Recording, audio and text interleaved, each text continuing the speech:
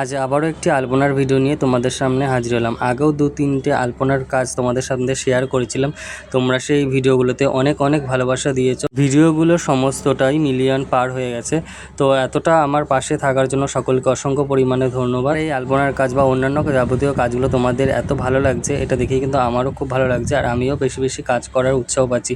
তো যাই হোক, এটা কিন্তু গণেশ পুজো উপলক্ষে আমি আলপনাটা করেছিলাম। যেহেতু এখানেও মেঝেটা হোয়াইট কালার ছিল, সেই জন্য কিন্তু রেড কালার ইউজ করে আলপনাটা করেছিলাম। তো দুটো রাউন্ড করে তার মধ্যে কিন্তু প্রথম রাউন্ডে আমি পদ্ম মোটিভের এই কলকাগুলো দিয়েছি। প্রথম রাউন্ডে যেহেতু ফাঁকা ফাঁকা দিয়েছি, সেকেন্ড রাউন্ডে কিন্তু এরকম একটা লতা চেন দিয়ে কিছু ডিজাইন করব।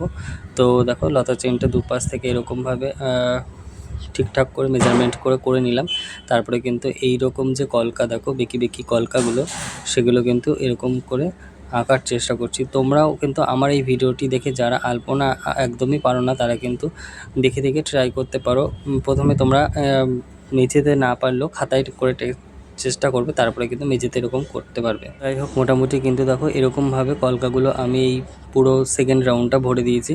আর এই কলকাটা দেওয়ার পরে কিন্তু অনেকটাই সুন্দর লাগছে।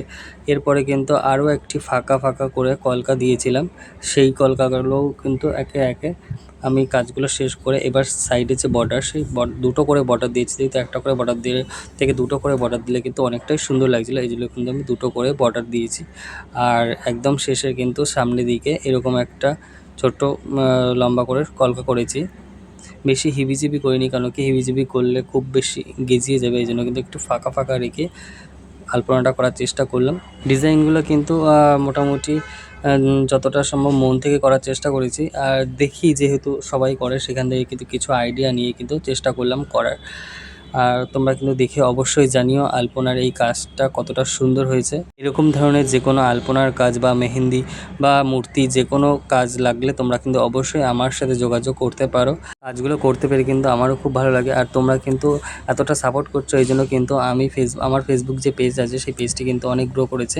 আশা করি আরও অনেক গ্রো করবে তোমরা পাশে থাকলে। এই জন্য কিন্তু তোমাদের সাপোর্ট চাই, তোমাদের সাপোর্ট ছাড়া কিন্তু কোনোভাবেই সম্ভব নয়। তো যাই হোক, আজকের কিন্তু কাজটা এখানে। কাজটা কীরকম লাগলো তোমাদের অবশ্যই তোমাদের বন্ধুদের সাথে শেয়ার করে দিও ভিডিওটি। তোমরা তোমাদের মতামতটাও জানিও কেমন হয়েছে। পরবর্তী কেমন ধরনের কাজ তোমরা দেখতে চাইছো, সেটা কিন্তু কমেন্ট করে ভিডিওতে জানাতে পারো। তাহলে আমি সেই ধরনের মতো কাজ তোমাদের সাথে শেয়ার করব। আজকের মতো ভিডিওটি এখানে স্টপ করছি।